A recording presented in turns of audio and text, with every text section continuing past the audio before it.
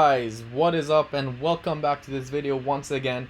In today's video, as you guys know, we will be speaking about Pointpay because some people have came up to me not only in the group but on Twitter telling me that I was right in my early prediction. Now the only reason why, if you guys remember, I did make these 4 red flags, and the reason why was because things were getting a little out of hand. You know, I had a lot of belief in the project, of course. I had a lot of hope. It was a pretty good project, but of course, the CEO, Andre, decided to kill the project, and he wasn't just communicating, essentially. He was giving the investors false hope, and it just led to a disaster, apparently, in the group.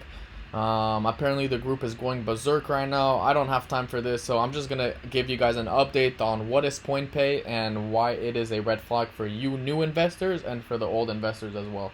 So first of all, let's start off with beyond banking, guys. First of all, okay, they say that this is a crypto bank for 7 billion people, okay? If you're a crypto bank for 7 billion people, first of all, you need a KYC, know your customer. You can't be a bank without knowing your customer, okay? All banks know their customers. That's number one, okay? Number two, the website is very, very laggy, okay? Very, very laggy once you start logging in, trading in. Number three, it looks very, very beautiful at the beginning. But you know, when you go to the exchange, unfortunately, it's something else, okay? It's slow, it's laggy, it doesn't work. It's just a whole different page, okay? The other thing was BitDump Global, guys. I mentioned multiple times that BitGlobal was a scam exchange. It is a 37th exchange, guys. If we go on exchanges right here and we go on top exchanges, a lot of people get confused with BitDump Regular, which is number 10. We have a volume of $1 billion on BitDump. But let's go back down a little bit, all the way down. Let's scroll, let's keep scrolling, okay? If we go to BitDump Global right here, okay, we have a volume of $276 million, and most of this is coming from Bitcoin, actually. I would say that 30% is from Bitcoin, okay? So now we have an average liquidity score of 75, which is horrible. Weekly visit 93,000.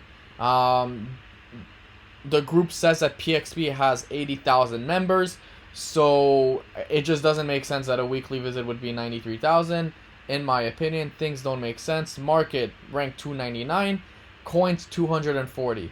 Guys, this thing was the top. This exchange, sorry, was on the top 32nd, I believe, 2 weeks ago, and now it just dropped down. In my opinion, I wouldn't be surprised if you know, Perubu and Goku Market pass BitGlobal, because BitGlobal is really just a complete disaster. As you guys can see, it's up 69% of volume. Nothing too crazy, in my opinion. This is just a horrible and just a messy project. Now here, going back to the exchange on BitGlobal, we can't even look at essentially the charts. Why? Because everything is so laggy and it's so bad. You can't sell, you can't buy, you can't do anything. This is how PXP looks, okay? Another thing is that they delayed this listing maybe 7 or 8 times. Why did they do that? I have no idea. Now let's have a look on the, you know, on the PXPDEX tool, because this is 10 times more accurate. Guys, a lot of people say that this is not the right and correct chart, but in my opinion it is.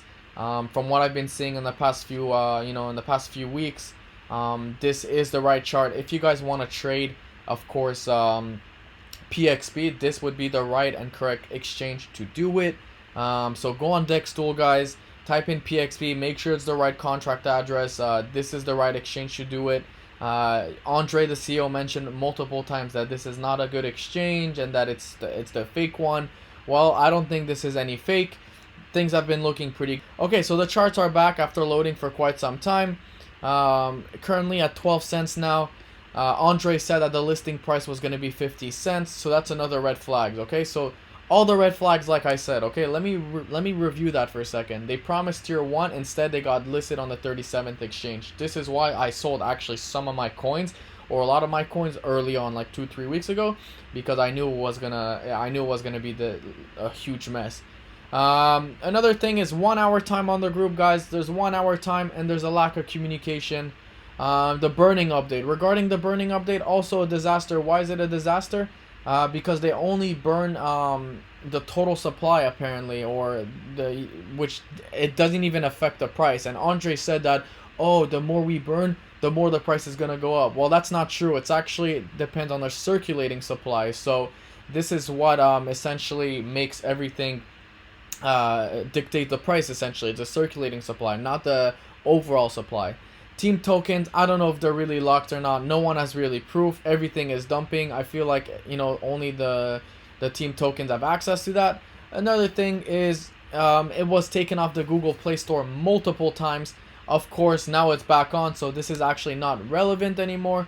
But a few red flags I want to add on is that the 50-cent one, Andre mentioned multiple times that it would be the end of the ICO, the end of the ICO price, and of course he lied once again and said that it would be essentially and then yesterday he came out with an announcement, said it would essentially be 15 cents, the listing price.